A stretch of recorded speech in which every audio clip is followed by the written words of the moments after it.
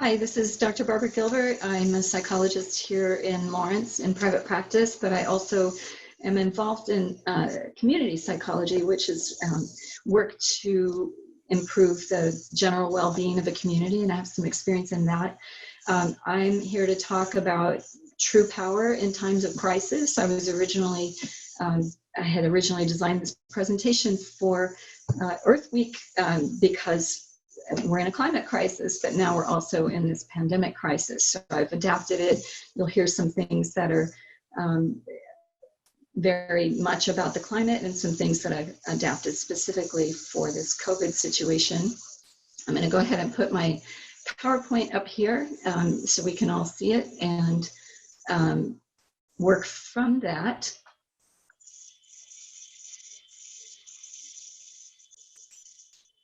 So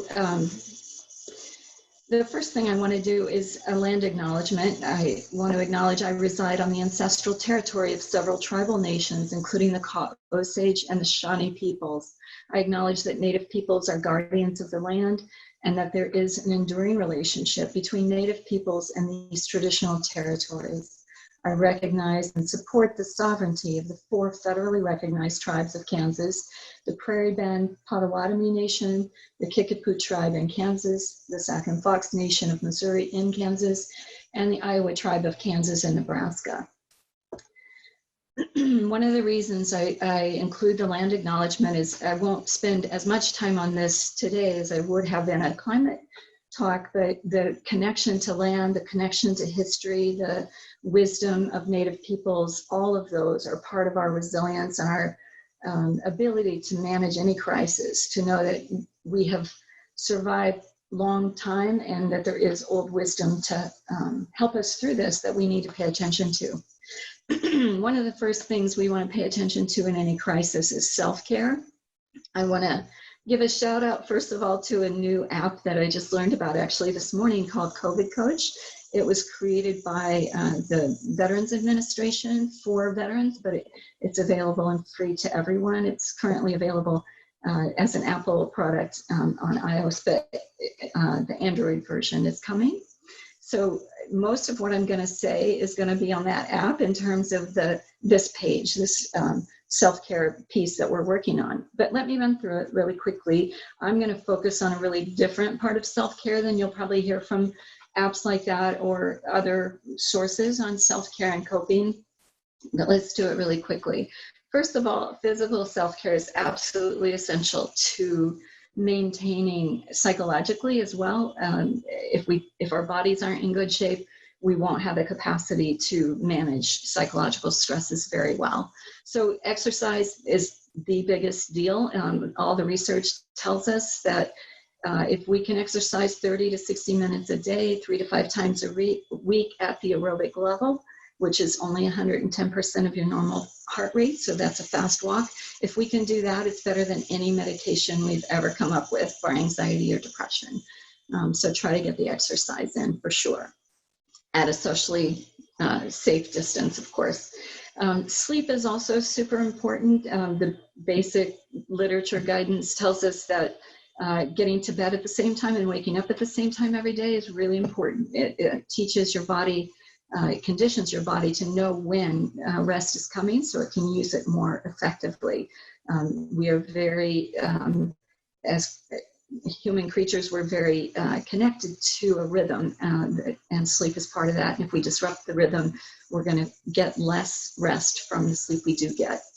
Try to get at least 8, and I've been telling everybody right now, if you can get more than that right now, it's really a good idea. Anytime you're under major stress, it takes more energy to get through your day and manage the basic stresses of the day, much less the really big new stresses we have. On nutrition, I'm not a nutritionist, but this is what nutritionists have told me over the years, that we want to emphasize this idea of a time release breakfast for blood sugar and energy. Other nutrition is obviously important, but in terms of managing stress, we want to make sure we're keeping our blood sugar very steady for the brain and the rest of the body. So a really good breakfast would be a small portion of fruit, high quality carb like whole wheat, something like that. Protein, super important to get protein. and then a small amount of a good fat. So an example might be a peanut butter banana whole wheat toast, which has all of the things I mentioned in it, or maybe a soy or other milk with muesli and nuts and berries. So you're just trying to make sure that you're having this combination of things so that they all take a little bit different amounts of time to break down into blood sugars. So, a small piece of fruit takes about a half an hour to break down. So your brain's going to get a boost of energy from that, but you don't want short breakdown for your entire meal. So you don't want straight sugar at all. A high quality carb will break down over 2.5 hours, protein over 6 hours, and good fats over 11 hours. So you're making sure there are no energy slumps, no blood sugar slumps, and that helps us feel better, operate better psychologically and in our brain and certainly with our body as well. But so my main area as a psychologist, of course, is psychological self-care. We need a lot of things for psychological self-care, and we tend to forget about them. And some of these are more challenging right now than they would have been for other issues. But we do need a sense of belonging. We need a sense of a spiritual community, whether you define spiritual as being in nature, your faith community, even a group with a common purpose has a spiritual community aspect to it. So try to access those, even though we're doing it all by Zoom now, or, neighbors are meeting outside in the street with 6 feet, apart between them. It's still a way to get a sense of community. We still need that sense of belonging.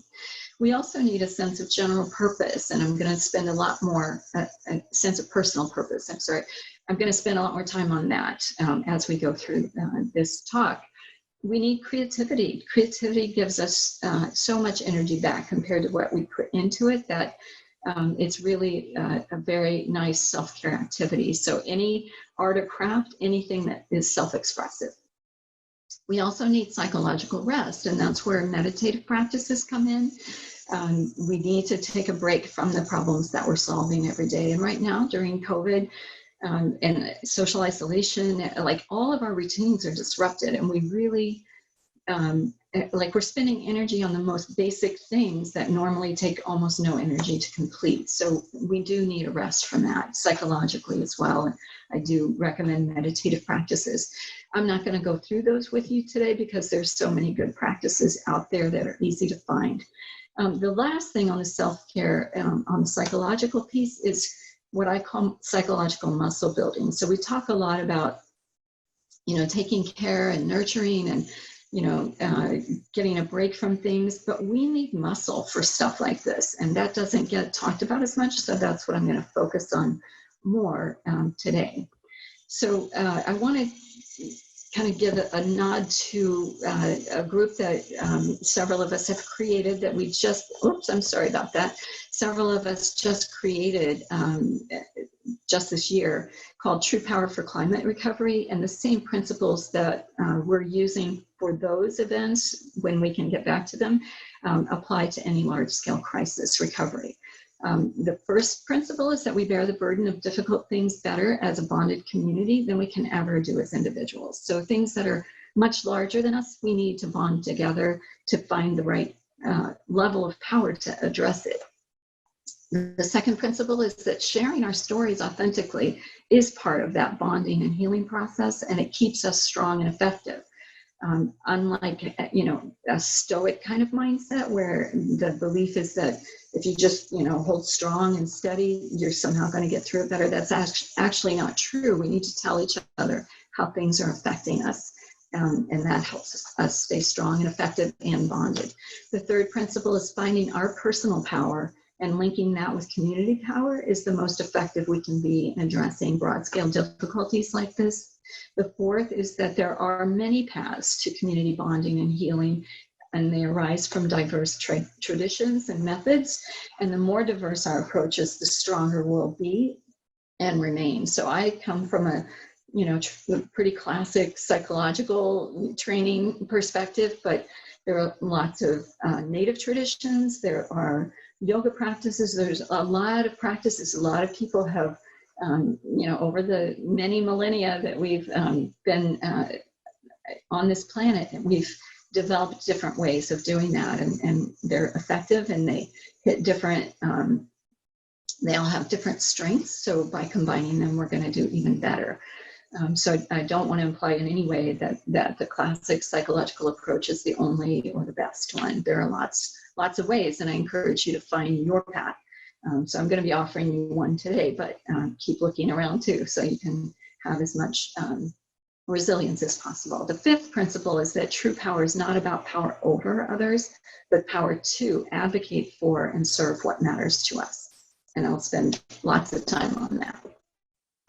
So one of the first things to think about is, how does disempowerment happen? Because we are born with the capacity for empowerment. It's built into us. So how does it happen? We get disempowered when something's getting in our way. Since it's built in, something has to be blocking it for us to get disempowered.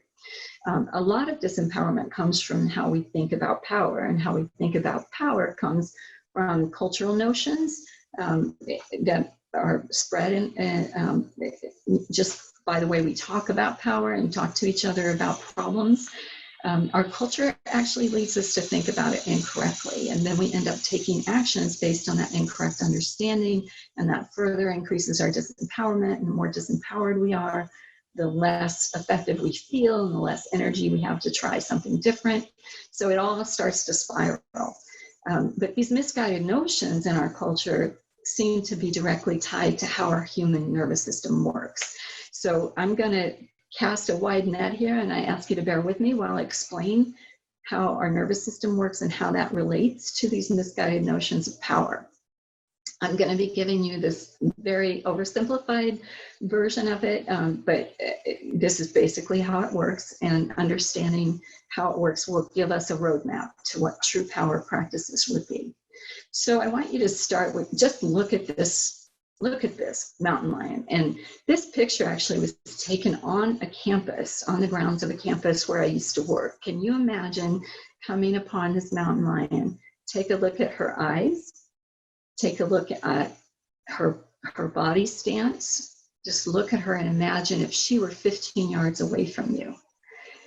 You probably start to feel a change. You know, if you imagine actually being there with her in that space, you start to feel a tension in your large muscles. You probably start to have a change in your breathing. It moves up into your chest, and it's faster. You can maybe feel your heartbeat increase. You start to feel your large muscles maybe starting to tingle a little bit, or holding some tension. And focus changes. Like, you're probably, if you're like me, looking at her eyes and noticing that, you know, warning in her eyes. You're probably noticing her mouth, which is slightly open. Is she about to snarl or growl? You might notice that she's a nursing mom, which means she might be even more protective and more dangerous to you because she's got reasons to protect. What you're not noticing, although now you will as I mention it to you, you're probably not noticing how beautiful she is. You're probably not thinking, if you're right there in that moment, how glad you are that mountain lions are not extinct. Our brain, in this state of feeling threatened, is focused on threat. It isn't easy to focus on those other things that are also true. So what we're describing here is called the threat response, or it's what I call the threat response. Others call it stress response. You'll hear different names for it. But what happens, this is a hardwired thing in our nervous system. What happens is we see everything in terms of threat once we're triggered into it. The really difficult thing is that there are only 4 responses, or 5, depending on how you count it, from this place. Once we're in the threat response part of our nervous system, once that program is triggered, the only responses are to fight, run, freeze, or shut down. And then at a slightly less primitive level, we have a placate response. But fight, run, freeze, shut down, or placate are not effective. They're really disempowering, even with the mountain lion, but definitely with a pandemic or a climate crisis. You can't fight the coronavirus. You know, it's not there in front of you to beat up. You can't run from it. You can't even see it. You can't freeze and be protected by doing that. You can't shut down emotionally or physically. That's not going to do anything. There's no way to placate it. So this threat response, once we've perceived threat and we enter into that part of our nervous system, we're not going to be effective at managing it. And because those are ineffective. Then going into the state of mind also means that we're going to be feeling helpless, we're going to feel depressed, we're going to feel hopeless, because the things that get triggered by the threat response don't work. So just to be clear about that with the mountain lion, if you were ever well, I can remember being at a park once and hearing a park ranger talk about what to do when you encounter a mountain lion. You're supposed to back up and get big and back up and give the mountain lion a way out, because they're inherently not interested in us.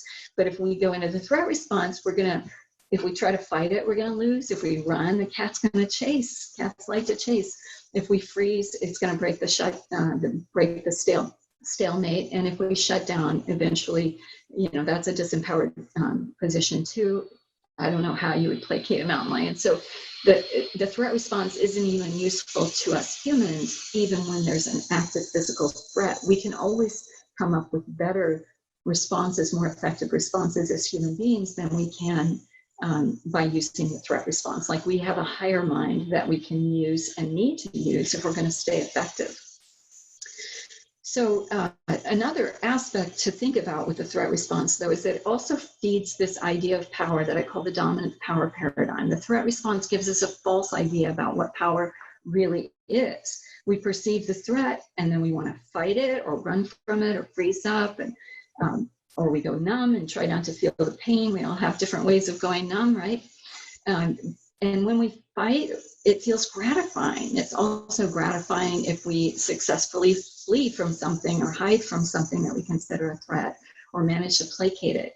But gratifying is not the same as powerful. And even like with COVID or climate crisis, like, I don't even know what that would look like. How would you fight in a way that would feel gratifying? But even when there are ways that we could come out fighting, it feels gratifying, but it isn't actually powerful. And again, we'll talk a whole lot more about that as we go on. In the threat response dominance paradigm, the problem is always seen as the other. So just like, if I'm looking at that mountain lion and I experience a threat, I see the mountain lion as my problem, as the problem for my safety. So I might, in the threat response, try to manage that mountain lion in some way. I have this perception that I need to deal with the mountain lion in order to be safe. But if we think about that in human terms, if I try to get, let's say, somebody, the protesters in one of these places where they're protesting the social distancing rules and the shutdown rules, if I try to fight with them about that, if I get online and I'm telling them how wrong they are and how stupid that is and how they just need to stop it, and trying to be in some way forceful about my opinion and what I want them to do, that's the equivalent of that that focus on the other person is the problem. I focus all my energy on trying to get them to be different.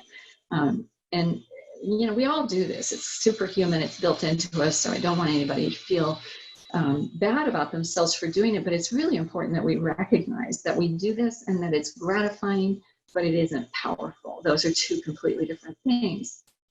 And if you think about it, when, if somebody's trying to force you to be different, you're probably going to dig your heels in. Most of us fight back or run or avoid or freeze. Like, we don't let it in if somebody's trying to be forceful. So again, with humans too, this isn't effective, and therefore it's not powerful. But that is what the dominant power paradigm is all about. And I would argue it's no kind of power at all. So what do? We need to change the paradigm. We need to go from threat and dominance to this concept that I'm going to teach you about today called true power. Just to contrast them, the dominant paradigm is dehumanizing and devaluing. If we think about the mountain lion example, I'm not thinking of that mountain lion when I'm in the middle of a threat response. I'm not thinking of it as a beautiful creature that has every right to be there, and maybe I have less reason or right to be in its space. I'm devaluing it as simply a threat that I need to neutralize somehow. If we're talking about humans, when I'm thinking about those protesters, I'm just thinking they're complete idiots and they need to be stopped. I'm not thinking of them as human beings if I'm in the dominance paradigm idea of power. It's very other focused and shaming. So as I mentioned, they're the problem, they're ridiculous, those kinds of things. I'm blaming. That's all dominance paradigm notions of power, but not true power. In the true power paradigm, we maintain respect, we maintain a self-focus and accountability, and we do best if we build our own responsibility. So being responsible, being self-focused, being respectful is where we're going to find our real power. And that probably sounds like foreign at some level, because we think of power as being this dominance kind of power. But let me illustrate all of this for you and why respect, accountability, and responsibility give us true power. So first I'll go through what those practices are. So the first one is personal respect. In the true power model, personal respect can be practiced at 4 different levels. You could probably break it down even more, but 4 basic levels. The first one is attention. If you even look at the word respect, re and spect in its Latin roots means to look again. So giving attention helps us remember respect for somebody or something, some animal, you know, like when we look again, we see something different. When we look again at that mountain lion and see that she's a mama protecting her babies, you know, we have a different kind of understanding of what's going on, and we can navigate that differently because we've given value to the animal's experience. If we look at the animal and think, this animal belongs here, this is their home, and I'm stepping into it, I might, again, have a different understanding of the situation, which allows me to operate differently within it. So that looking again, when it's with people, if I look again at the people who are protesting, let's say, I might, you know, think about what might motivate that behavior, and how might I connect to that as a human being. The second level is to give people basic human value, or if we're talking about climate crisis, as my friend Dan Wildcat and probably others would say, we need to think about nature as relatives, not resources. So there's a revaluing of the climate and the earth, and there's we need to revalue, you know, give value to other humans as well. We need to think about other humans as being in our circle of care. There's, in the dominance paradigm, there's others and there's us. You know, we build these artificial separations between ourselves and others, and we are all human. And so if I can think of other people, but also certainly myself, as being worthy of my care, that changes things, and we'll keep talking about that as well. Same thing with nature. And a third level of practice of respect is to make a commitment to non-harm. Like, no matter what I do, no matter how I express myself, no matter what I'm feeling, if I make a commitment to myself not to use harming practices, that's a whole other level of respect. It's saying other people, other creatures, other life forms are worthy for me to practice however I need to, not to harm them. And then the highest level of respect is to nurture the well-being of ourselves or others. Providing our own resources and energy to the well-being of ourselves or to somebody else is the highest level of respect we can offer. And again, these are the practices. I'll talk later about how to implement those or how to use them. The second practice is personal accountability. And in this paradigm, the true power paradigm, that simply means the ability to account for our own experiences and choices, and without shame. So it's just simply the ability to account for ourselves. It's super simple in concept. When we think about accountability in the dominance paradigm, you know, when people use that word, they're often meaning to blame. And we don't mean that. We just mean create this ability, this skill to account for ourselves. We can also hold other people accountable. We can ask other people to account for their experiences and choices as well, without shaming. So the three kind of sub-skills of the personal accountability practice are self-focus, self-awareness, and self-expression. So we need to focus on ourselves, like pull that energy back from those protesters and the problem with them, and pull it back to looking at ourselves, looking at what's going on with us. I'll dive into that a little bit more, and then figuring out what we want to and can and are able to express about what's going on with us. We'll get into this one a whole lot more. The third true power practice is personal responsibility. And in this paradigm, it means simply the ability to respond effectively in accordance with your own longings and values, not anybody else's, your own longings and values. So it's a set of skills. So I was talking about the threat response. One responsibility we all need to develop, one ability to respond, is the self-management of the threat response. I don't have time to dive into this with you, but a lot of meditative and relaxation exercises that are out there on the internet would teach you these same things. So I encourage you to explore this more on your own if you want to learn more about managing the threat response. So the second that I feel that kind of tension building in me, that indicates a threat response, I want to start belly breathing, because in the threat response, all the breathing is up in the chest. And if we bring the breathing down into the belly, we're actually triggering ourselves into the other part of our nervous system that operates in that higher realm instead of that really primitive realm. So belly breathing, the way that I do belly breathing is a full 6 counts to breathe in, using that muscle that's between the rib, where the rib cages meet, and then hold for 6 and a full 6 to release. So it goes like this, where my chest is not moving. Full 6 in and hold for 6 and a full 6 to release. And do that several cycles and you'll start to feel a change in your large muscles. You'll feel that sense of relaxation. Some people can actually feel a change in their ability to focus on this internal process. So belly breathing, another practice is called sensory grounding. It just means focusing on your 5 senses, really taking an intense focus on the quality of the air, the sounds that you hear, any tastes that you have, any smells that you can smell, in anything that you see. So focusing on the 5 senses gets us back in our body and out of a sense of threat. So particularly when we're talking about threats we don't see, like COVID, or even sometimes the climate crisis is hard to see, but we can get nervous about it. We still want to come out of that threat response and get grounded, and eventually think of it not as a threat, but as a problem to solve.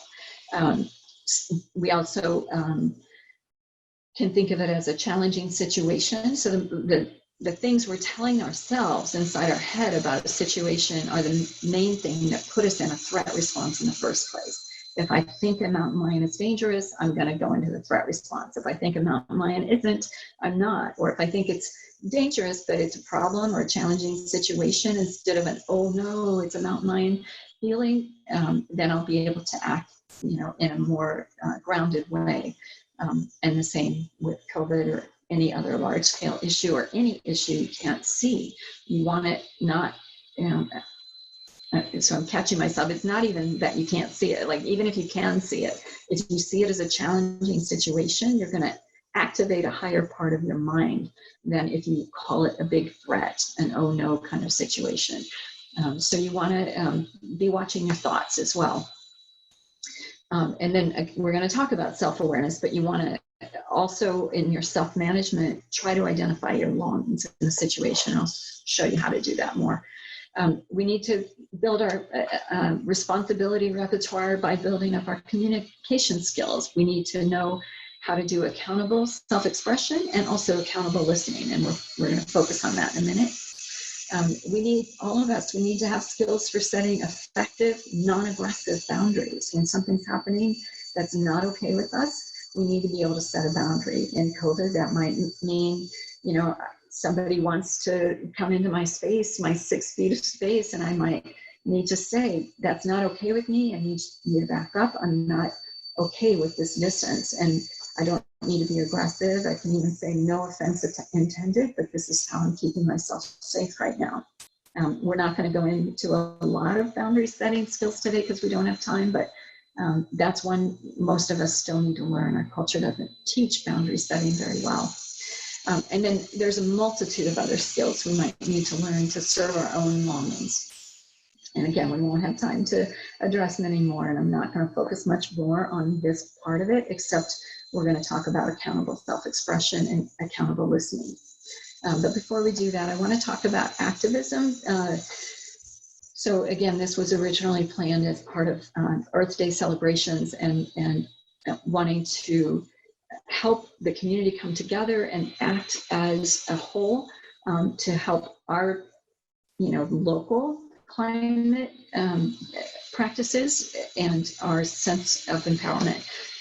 So activism is part of that, and it's going to be most effective when it involves connecting to the humanity in ourselves and in others, and trying to understand others' longings as well as our own. So again, the clash of, I hate you for your beliefs and you're wrong, and all of that focus on the other isn't effective. And that idea that there are bad people and good people isn't effective. But the idea that I'm human and you're human, and you might have come to some other understanding of things than I have, and your understanding is worrying me or scaring me in some ways, my job is going to be to connect with you about that and to share my own experience with you and ask you to share yours so that we can search for some common ground. Activism is going to be effective when we're speaking up to express ourselves and especially our longings. Again, I'm going to talk about that. We need to tell painful truths, but without shaming and also without hiding ourselves. We might need to be persistent. We might need to be persistent in calling for accountability from policymakers or other authorities. Our activism is going to be most effective when it involves actions based on advocacy for our deepest longings and our highest values, and also focused on what is in our realm of influence. And again, this isn't mainly a thing about activism, so I won't spend a bunch of time on that, but I wanted to cover, some of those main points for what makes true power activism. Okay, let's get to accountability. So in this true power model, accountability, again, is the ability to account for your experiences and choices. And again, in holding people accountable, we're simply asking them to account for their experiences and choices. It involves self-focus, self-awareness, and self-expression. So here's a tool for doing that. And it starts with self. So the personal awareness path can be thought about as having these components. If I could be perfectly self-aware in any given nanosecond, I could lay out for you what sensory experiences I'm having, how I've interpreted those, what conclusions or meaning I have made of that, which is thoughts. And with each of those thoughts or meanings, I will have an emotion about it. And behind each, or I guess arising from each emotion, is a longing. Then the rest of the personal awareness path is our best intentions, our most effective, most powerful intentions are based on our deepest longings. And then once we've set our intentions, we start to look for creative, artful actions that can serve our intentions. And then we pay attention to effects. We're not in control of effects, but we need to pay attention to them so we can continue to refine our actions to make them suit our intentions. So that's the basic map, if you will, and I'll be walking you through it a little bit more. The choice points are important to recognize because our culture gets this wrong as well. In the sensory realm, I don't get to choose what's coming in through my five senses. I can only choose how aware or how sensitive or how numb I'm going to be. I can hide my eyes and plug my ears and try not to see and hear things that are going on, but that's it. That's my only choice. With thoughts, there's a little bit more choice. I can choose to hold my conclusions that I draw, the meanings that I put on things. I can hold those tentatively so that I'm staying open to new information. I can re-examine my beliefs to see if they hold up under scrutiny. Maybe I have beliefs about how things work or who people are that are protesting or whatever it might be. And sorry to keep using that example about protesters. I was just reading a story about it before I started this talk. But holding things tentatively is the main choice that we have, staying open to new information and then re-examining our beliefs.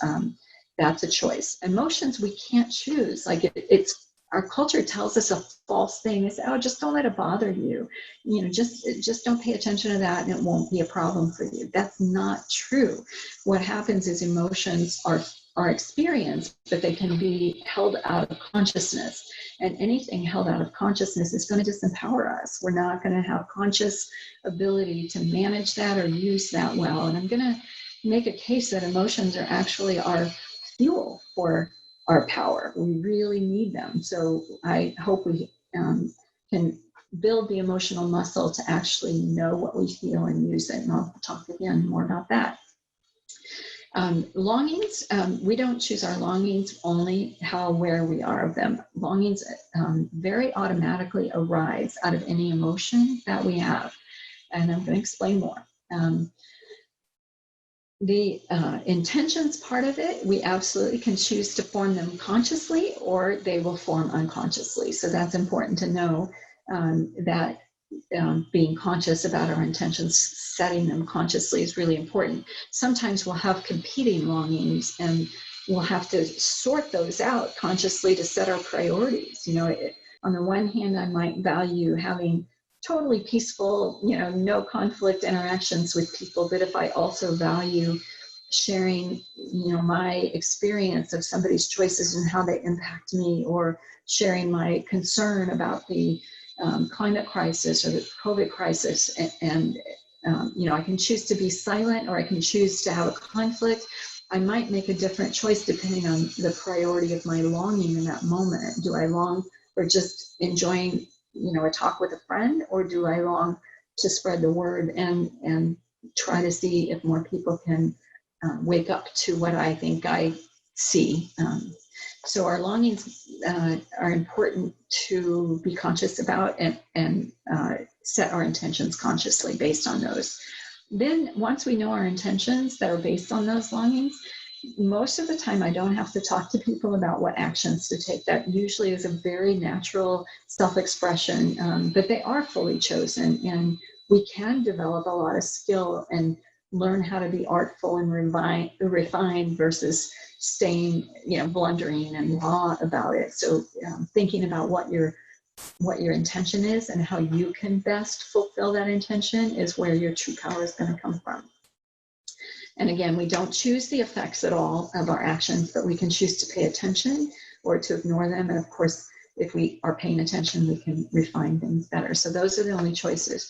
Let me talk more about wants versus longings. So most of what we're aware of when we do self-awareness on the first kind of layer of things is we have scenarios that we imagine. You know, if those protesters would only not do that, or if people would just take seriously the COVID crisis or the climate crisis, then everything would get better. You know, we start with this scenario that we think is going to serve our longings.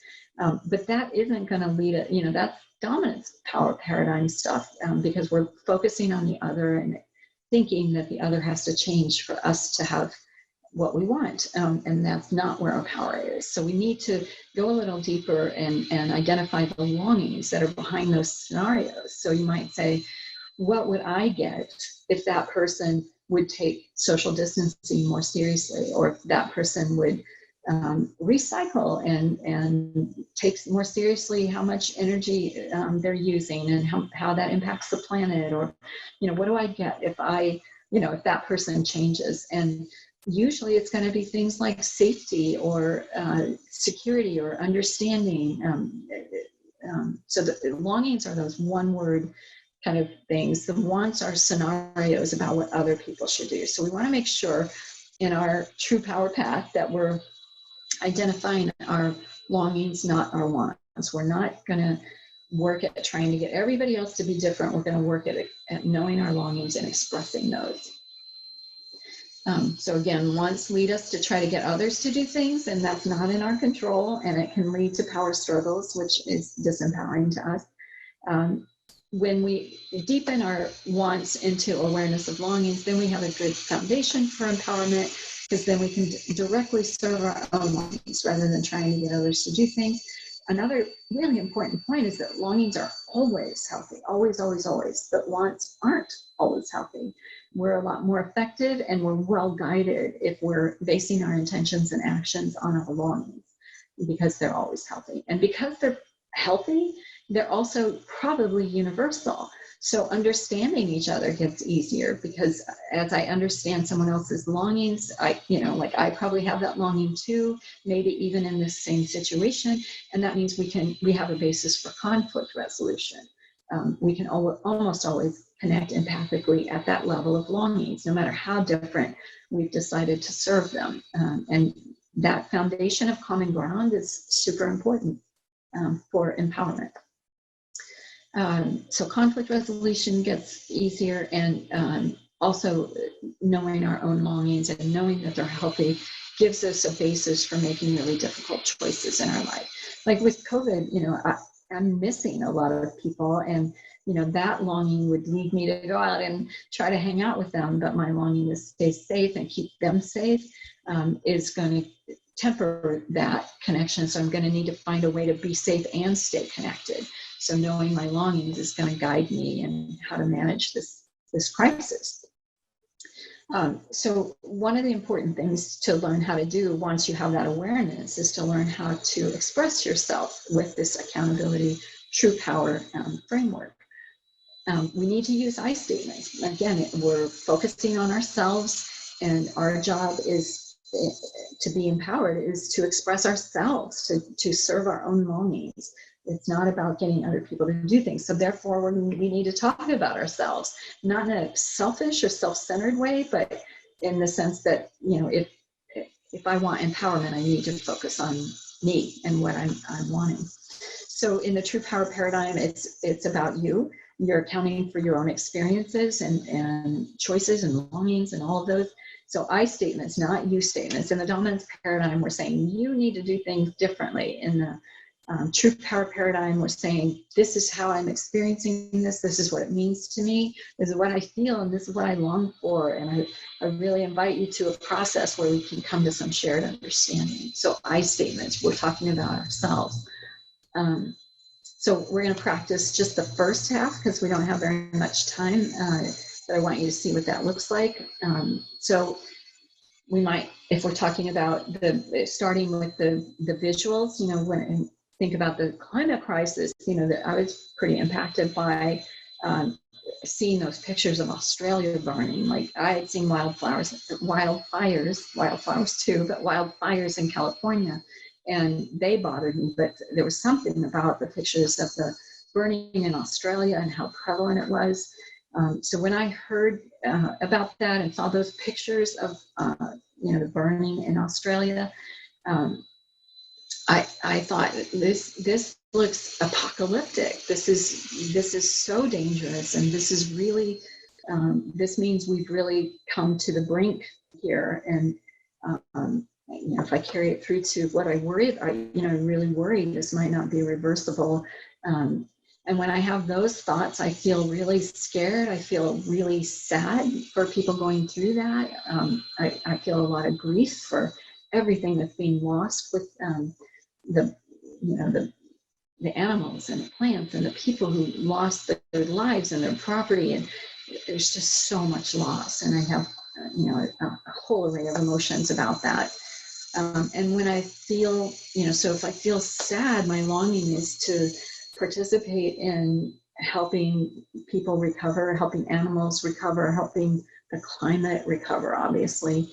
And when I feel angry, my longing is to hold people accountable, for whoever is continuing to be in denial and setting policies, especially the policymakers. I have a longing to hold them accountable for their choices and make sure I say what I see is the consequence of their choices. And, when I feel this sadness, my longing is to grieve and rebuild, to, make a chance to, make a space for that grieving and allow it. So that's one example. There are lots of others we could get into here. Let me see how much time I have. Yeah, we've got a little bit of time. So let me walk through a few more. So another story, if I were doing this in a workshop, I'd be asking you all to do your examples. So this feels a little bit too much about me, but that's the only way to demonstrate in this format. So a story I heard today, or read today actually, I read a story about a nurse who was reacting to what it's been like to do the work that she's been doing with COVID. And she was describing some of the things she has to do to the patients and how distressing that is. And yeah, I'm not going to do it justice by describing it. I'm sure you've all read these stories too. But I could really, as I read that story, I was experiencing how truly difficult this process is for them. And I felt, as I took that in and understood more at a personal level what that must be like to be a healthcare provider right now, I felt a lot of distress and sadness, and then also some pride for them about that kind of, emotional muscle to go through those kinds of procedures day after day on 12-hour shifts. And I also felt a lot of, empathy and had a longing for kind of shoring them up. Like, I don't want them to feel alone. I want them to feel connected. And that would, allow me to feel like I wasn't as helpless. So there's a helpless feeling in there. And I really long to do something to be useful to the healthcare providers. And so I'm still, working on what action that would be, but I have that intention now in reading that story that I want to support healthcare workers. So I'm a psychologist, and I'm thinking about offering a support group on Zoom for any healthcare providers. I don't know if I'll end up doing that or not. I don't know if they want that, but that's the process of me taking an emotion I felt in response to something I saw, and knowing my longing about it and working to serve my longing. And then another example, this wasn't mine personally, but I was talking to a friend of mine who was sharing that they looked at their bank balance, so the awareness, the accountability awareness started with them looking at their bank balance. And then when they saw what it was, they had the thought that, I only really have a couple months before things are going to get really desperate. And by drawing that conclusion, then they felt emotionally kind of scared and angry. They felt both of those things. And the fear led them to a longing to, look for resources and start planning for what happens when that comes. So the longing is actually for security, but the want was to look for resources that's the action to kind of build some security. But the anger that was there was about how slow and glitchy the help for unemployment has been. And so, they were drawing that conclusion that the help has been slow and glitchy, and that they feel angry about that, and their anger leads them to a longing to hold people accountable. And so they were going to write some emails to local officials, state officials, to express how difficult this is, that they're leaving it as glitchy as it has been. So that's an example. Another example, I was talking to a different friend over Zoom, trying to practice what I preach and stay connected. I was talking to a friend, and they were particularly struggling with fear, health anxiety, basically, and very distressed and having trouble. This person was having trouble gauging how worried or how scared to be, and wondering if they were overreacting, wondering, how much worse it was all going to get, and what would they do if this person got sick and that person, what if they got sick themselves. And so this friend, and noticing all of these things and thinking these thoughts, was feeling scared, feeling confused. And as we were talking, I was encouraging them to identify what they longed for the most. And of course, safety was at the top of the list. So we started talking about what are some things you can do personally to keep yourself safer. And so they were going to be making masks and giving them to everybody they knew, so that it would make it easy for other people to practice more safely. And they were going to get some more information about exactly, what is going on in their area, so they could know how much COVID is out there, get more information about what those early signs are, so they could gauge when to, ask for help, and looking at information for how to take care of themselves while, if they were sick. And so those kinds of actions to serve their own longings. So they didn't have to stay stuck in that fear place and that confusion place. For me personally, when the monthly reminder came up on my calendar to do billing for my clients, I'm aware a whole lot of those folks are struggling financially. And so, I saw the reminder, I thought, oh boy, this is not going to be easy for some people. And in that awareness that some people would really struggle to pay that bill, I wondered if I should even send it. And I thought, I have to send it. But we can, my longing was for me to be able to pay my bills, but them to not feel an extra load of stress by that. And so I needed to figure out how to serve both my longings to, take care of my own financial well-being, and also be mindful and attentive to the distress this might cause them. And so I decided to give them a choice about how much they would pay, and know that, I'll carry as much as I can. If it ends up being a problem, I'll let everybody know, and we'll find a different solution together. So those are some examples. And I want to really encourage you to think about your own examples and use that personal awareness path to walk yourself through your awareness, and particularly identifying the longings, not just the wants, and identify actions.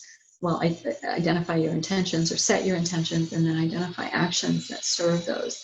What we're doing with this is building psychological muscle. So, we need to nurture, as I was saying at the beginning, we need to nurture, we need to take a rest sometimes, but especially in times of big crisis like this, we need to bulk up psychologically. And this is one way, a big way to do that.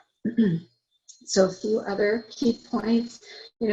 We often are moved or drawn to try to soothe or move away from or numb out our emotions, but I hope you can see through this talk that we really need our emotions. Those are the foundation of our awareness of longings, and the energy from emotions also gives us the drive, the motivation to act on our longings. So please don't silence or hide your emotions. Also remember that telling our self-awareness to others, it's good to have it just for ourselves, but telling it to other people helps to clarify it and to connect, which serves some of those other self-care principles I was talking about. It also helps us to see common ground, and it helps us to find shared healthy longings with people. So we're dealing with this as a bonded community rather than as separate, isolated individuals or people in conflict. As I mentioned, longings are at an area, a level. If we're dealing with longings, our own and others, we're much more able to resolve conflict. And shared healthy longings acted on in concert is as fully true power as we can get. So I want to encourage you to really develop these practices of knowing your own awareness, knowing how to talk about it to people, how to listen to other people with that mindset, and how to find that longing-based shared ground.